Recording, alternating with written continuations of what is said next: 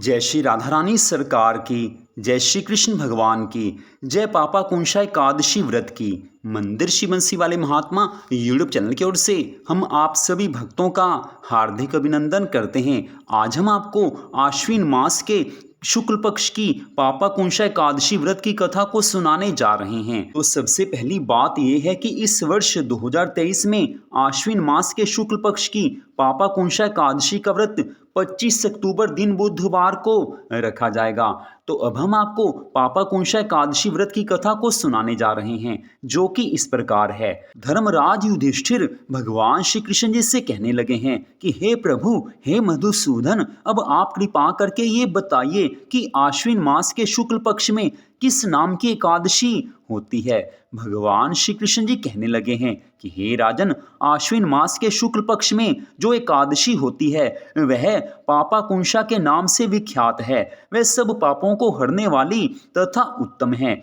उस दिन संपूर्ण मनोरथ की प्राप्ति के लिए मनुष्यों को स्वर्ग और मोक्ष प्रदान करने वाले पद्मनाभ संज्ञक मुझ वासुदेव का पूजन करना चाहिए। जितेंद्रिय मुनि चिरकाल तक कठोर तपस्या करके जिस फल को प्राप्त करता है वह उस दिन भगवान गरुड़ ध्वज को प्रणाम करने मात्र से ही मिल जाता है।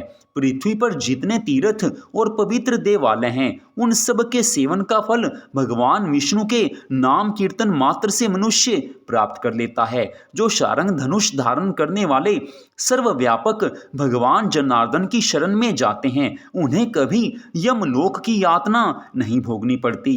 यदि अन्य कार्य के प्रसंग से भी मनुष्य एकमात्र एकादशी को उपवास कर ले तो उसे कभी यम यातना नहीं प्राप्त होती।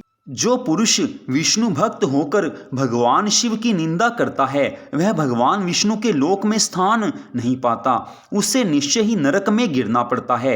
इसी प्रकार यदि कोई शैव या पाशुपत होकर भगवान विष्णु की निंदा करता है तो वह घोर रौरव नरक में डालकर तब तक पकाया जाता है जब तक 14 इंद्रों की आयु पूरी नहीं हो जाती। यह एकादशी स्वर्ग और मोक्ष प्रदान करने वाली, शरीर को निरोग बनाने वाली तथा सुंदर स्त्री, धन और मित्र देने वाली है। हे राजन, एकादशी को दिन में उपवास और रात्रि में जागरण करने से अनायास ही भगवान विष्णु जी के धाम की प्राप्ति हो जाती है।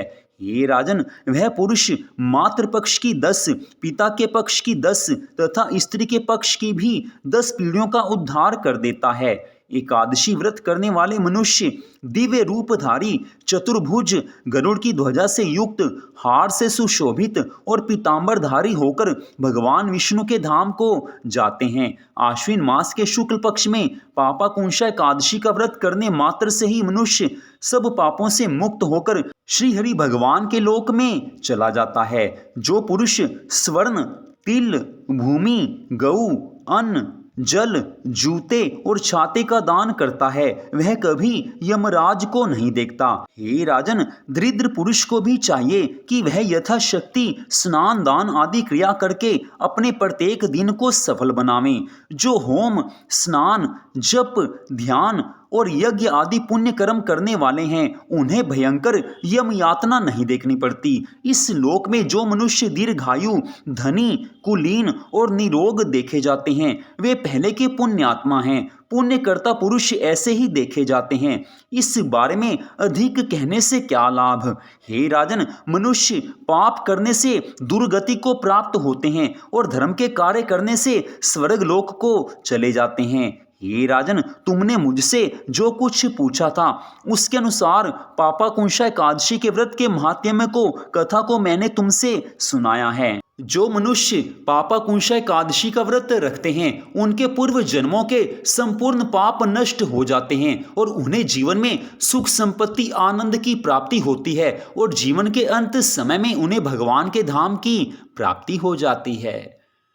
तो इस प्रकार भगवान श्री कृष्ण जी ने धर्मराज युधिष्ठिर को पापा कुंशा एकादशी व्रत की कथा को सुनाया है। तो आज की इस परम सुंदर कथा को सुनने के लिए आप सबका हार्दिक धन्यवाद। भगवान श्री राधा कृष्ण जी की, भगवान श्री लक्ष्मी नारायण जी की पापा कुंशा एकादशी व्रत की अनंत कृपा सदा आप सब पर, आपके परिवार पर बनी रहे। इसी मंगल कामना के साथ जय श्री राधा रानी सरकार की, जय श्री कृष्ण भगवान की, जय श्री लक्ष्मी नारायण जी भगवान की, जय पापा कुंशा एकादशी व्रत की। जय जय श्री राधे, जय जय श्री राधे, जय जय श्री राधे श्याम।